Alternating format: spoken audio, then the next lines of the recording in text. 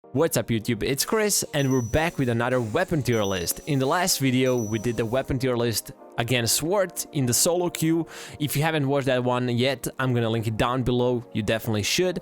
And this time we're doing Werewolf, so without further ado, let's just jump straight into it. So if you don't know how this works, I always say I don't think any of the weapons are bad, just some function better against particular monsters, and that's just how it is. I also think that a weapon tier list will vary depending if you're playing in solo queue or in a pre-made 4-stack, 3-stack, whatever. That could also apply to a very organized solo queue. But I will be making this tier list as if you were playing solo in low to mid MMR, even high MMR if there is no comms, no communication, because that happens. A lot of people say, oh, you cannot be in high MMR and not play with comms. It really does happen. Some people are just really good in solo queue, and sometimes you don't feel like using comms and you're not using the pinging system instead. It's a lot of things can happen. But let's just say you're playing solo queue and let's place these items accordingly. First off, I'm obviously gonna just place Shock Sphere as great against Werewolf. This is the perfect weapon. Let me explain. First of all, best thing you can possibly do against Werewolf is get on a station, get a really fast weapon. Anything that you can craft really fast is gonna be good, and just get away from that station. Werewolf roams the map really fast and can hear the stations, can spot you. His snowball potential when you don't have any weapons is incredible. So anything that you can craft really fast and get away from that station is probably gonna be for the best. But I'll explain why that can also be your doom. Anyway, Shock Sphere is gonna be our top number one. First of all, because it's a fast craft and then you can charge it all around the map, you can be really sneaky about it. But the main reason for the Shock Sphere is because it technically negates Werewolf's Howl. Not really. If he howls while you're charging the Shock Sphere and you're still not done, it will take effect. But if you manage to get the Shock Sphere up and running and then the Werewolf howls, it will not do anything. You will still be inside of the weapon fully safe, and then you can start chasing the Werewolf. Which brings me to the second reason, and that is the speed. When you use Shock Sphere, you slowly ramp up the speed, which will make you faster than even Werewolf at some point. So yeah, it's a perfect weapon. And next up is one of the best weapons in the game. Of course, I'm talking about the Sacred Staff. It's a 27-second craft. You can charge it by healing others, by healing yourself, or if everybody's healed, it will charge automatically, which means you will be able to move away from the station really fast. And what's really good about this weapon against Werewolf is its high range. In the last video we mentioned how you want a really good kiting weapon against Sword, but against Werewolf it's not as effective to use kite weapons. First of all, because of his speed, it's hard to hit him with most of the weapons anyway, so anything that's like sort of auto aim will be really good. And if it's such a high range weapon, even better. He will have to constantly keep distance between the two of you, and if he howls and start chasing you, you can easily get enough distance for the howl to run out and then finish him off. And immediately after, obviously we'll have Enigma. Why? Because it's basically the same weapon. The only reason why Enigma goes after Staff is because it's harder to charge. And I know a lot of people will maybe say now that's not true, but yeah, it is. Being in monsters' proximity and then producing a lot of noise, so you let them know that you're there, most of the time with Enigma, you will have to take a hit to charge it. At this point, honestly, I'm not even mad if I have to take a hit to fully charge it, because that's how hard sometimes it is to actually charge it. But after it's charged, it's basically the same weapon as Staff, so yeah, it's definitely up there. Plus, there is a modification for extra range, which actually works really good against Werewolf in my opinion, because he can sometimes lure you out to start damaging him, but if he doesn't expect that 2 extra meter range, that might be the end of him. And of course, the last weapon that has to go as great is Cross.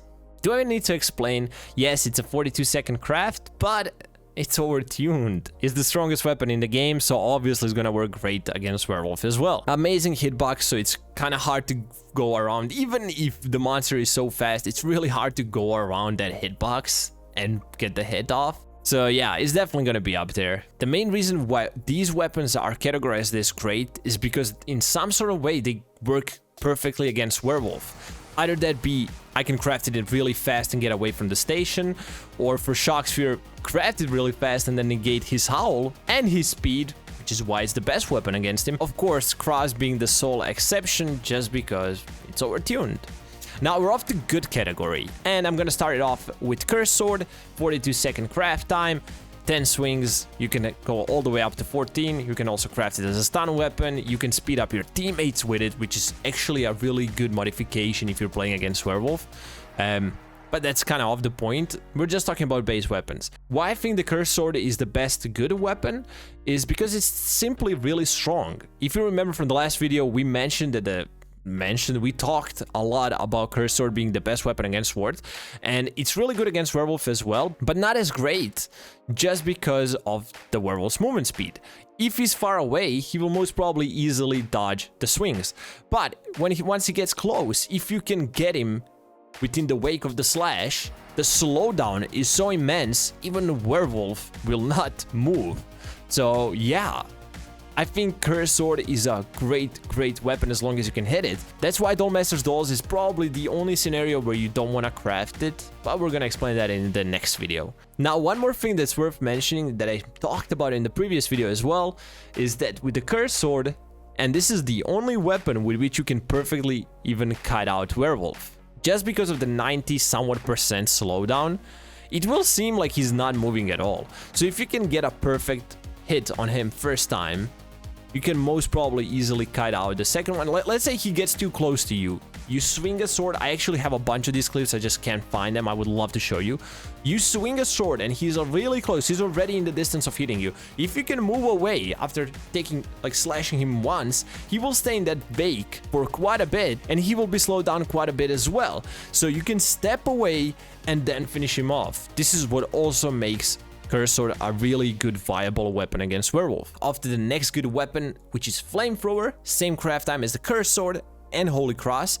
It doesn't necessarily have a good kiting potential against Werewolf, nor is it as easy to hit as Holy Cross, but there is actually two things that make Flamethrower really viable.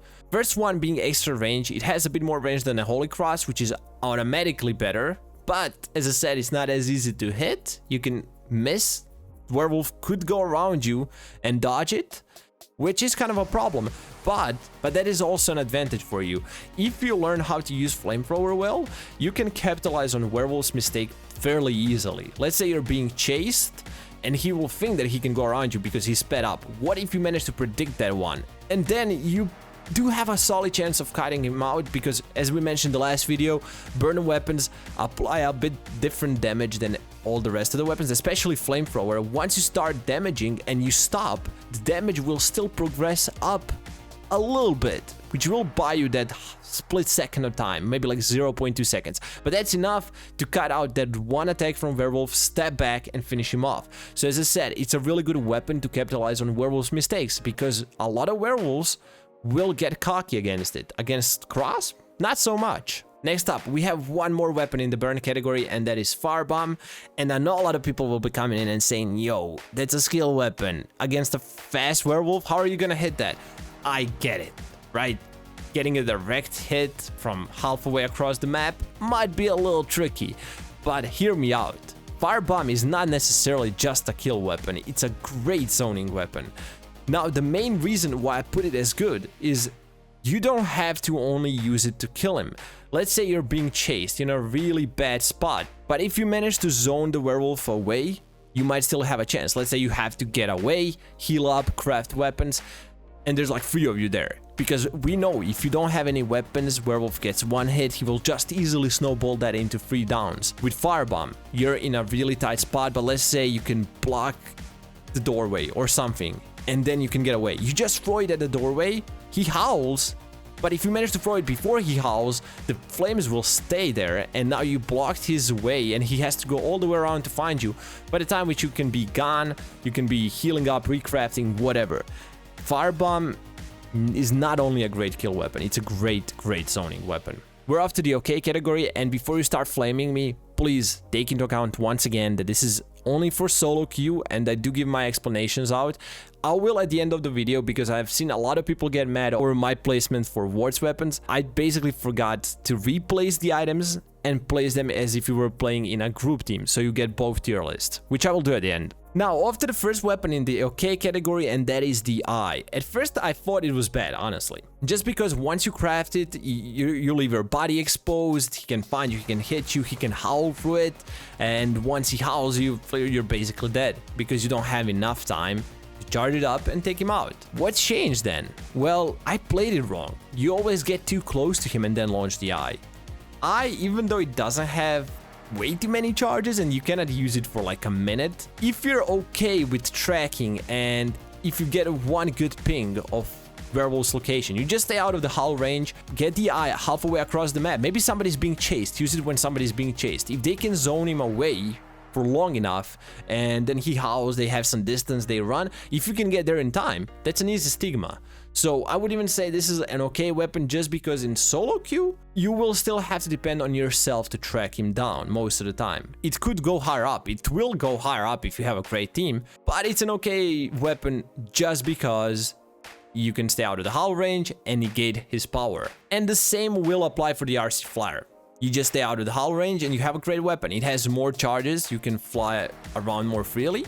But the problem is, if Werewolf anticipates you coming, hears you coming, whatever, he will just hide behind the corner, and it's not like you can just jump in front of him. Otherwise, your RC will get slapped down and you're without a weapon, unless you have the modification, but that makes it slower, yada yada yada. We're not going to talk about it right now, but yeah, I still think it's a good weapon because it does kind of counter his abilities. Next up, we have Raygun, the first column weapon that didn't cut it for great or good, but I think we all know why. Raygun sucks. No, I'm joking. It's a good weapon, but the problem is, like, from high range, and this is supposed to be a high range weapon, it's not easy to hit something so fast, especially not 9 shots in a row. As I said, I think Raygun deserves a bit of love, but you know what? I even dare do this. It's in between, come on. It's in between okay and good. I would say it's like in between, right in the middle. Why? Because I just remembered, it's actually decent for kiting against Werewolf. If you can get in, like if he's really close to you, 2-3 shots, step away, 2-3 shots, step away. You can even cut out a berserked Wolfie. So yeah, I think it's really decent and really good low range, but it sucks against Werewolf high range. So yeah, I would just place it between okay and good. I think that's the right spot for it.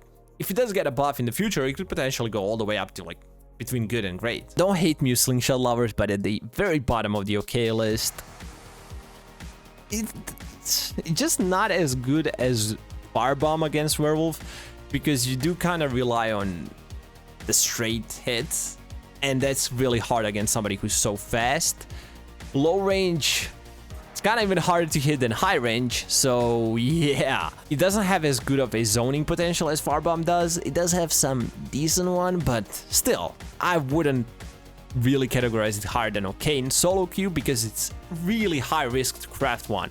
This is like, I know a lot of people will say, hey, I got a lot of good hits against Werewolf. I don't deny that, but would you say that you would rather go for slingshot than cross against Wolf in solo queue and you depend on a win? It's really high risk to pull it off, so I think I'm being generous here. Okay is the right spot for it, definitely. I'm gonna get a lot of hate for this one, even from myself, but this is what it is. Solar Flare, it's not good in solo queue. What if you're in a 1v1 chase against Werewolf? What, you're gonna place it up, you're gonna get smacked. By the time you place it up, you're gonna get smacked, not by the time you start shooting it. So yeah, I wouldn't really go for the Solar Flare against Werewolf in solo queue. And he can always just, if he sees you putting it up, he howls and then you're done. Like, cannot really do much for it. It does negate its power, same as RC Flyer and the eye. You can just stay out of the range of it, but then again, you cannot really depend on protecting yourself that way, or your teammates telling you when to shoot or try to set up an ambush. It's really hard, it's a mess. You have this whole list in front of you. This is strictly for solo queue, and I think it did an okay job. You can bash me on it in the comment section, but let me do real quick thing. Boom, there you go. So what happened? Solar Flare, first of all, Solar Flare went from bad to great. The second greatest weapon, like in my opinion, it's the second best weapon against Werewolf in a 4-stack. Why? Because it negates his power so well. If you have to craft weapons, absolutely have to craft weapons, you have none, somebody has a Solar Flare. Put it everybody on one station, or like split them up, doesn't matter. Cover one station, put the solar flare up, move away, and zone the crap out of them. You know how many times we literally just crafted the weapon in front of his face because he couldn't do anything. You have 1 or 2 solar flares, you spread them out a little bit, get the people away from there, and it's impossible for Werewolf to do anything. As for the eye and the RC flare, if you have an amazing communication, these are automatically one of the best weapons you can have. You just stay out of the hull range and you're indestructible. Like, your teammates are constantly pinging you where the werewolf is, so there is no risk for your own body. You're not gonna get a hit, and you can just easily track them down and kill them. All the way from okay to great. I also did one more thing, I don't know if you noticed, but I switched the places between Firebomb and Flamethrower, because Flamethrower is solo queue weapon. I mean, it's good for ambushes, it's good for many things, but I still consider it a great / good, depending on the situation, solo queue weapon because of its hiding potential. This is like the best thing about it. But now that you have really good teammates, and if you take into consideration the modifications that you can run, Firebomb, you can speed up your teammates, as I said, zoning. There's a bunch of plays you can do with Firebomb now. It's not all about finishing off the monster really quick, but if you have 4 weapons and somebody slows down, you can throw a molly on the other side, zone him in one corner, whatever. It's a really good weapon because it's high range now as well. Because if somebody might get hauled, you can just throw it away from one side of the map to the other and boom, GG. You know? And yeah, that's basically it. These are 2 of my final tier lists for weapons against Werewolf in both solo queue and in a 4-stack team, pre-made, whatever you want to call it. At the end of the day, this is only my opinion and what I think works best from my own experience. It doesn't necessarily mean it's going to work best for you, but hopefully if you're newer or if you're like trying to adapt or you're just trying to change up your own playstyle, hopefully this will help you in some sort of way. As always, I want to hear what you guys think. If you find this dumb, helpful, if you would change something, just let me know down below. Before we finish up, I'm gonna mention it one more time. I already made a video on the weapon tier list against Sword, and I'm gonna be making one for Dollmaster. So if you want to check out the Wards one, just go to the channel. I'm also gonna link it down below. And if you don't want to miss out the Dollmasters one, don't forget to subscribe and turn on the notification bell. Also, if you want to support the channel and you like the content that I make, please consider smashing that like button below. It really does help a lot. All that being said, wishing you all a beautiful evening, and I guess I'll see you in the next one. See you.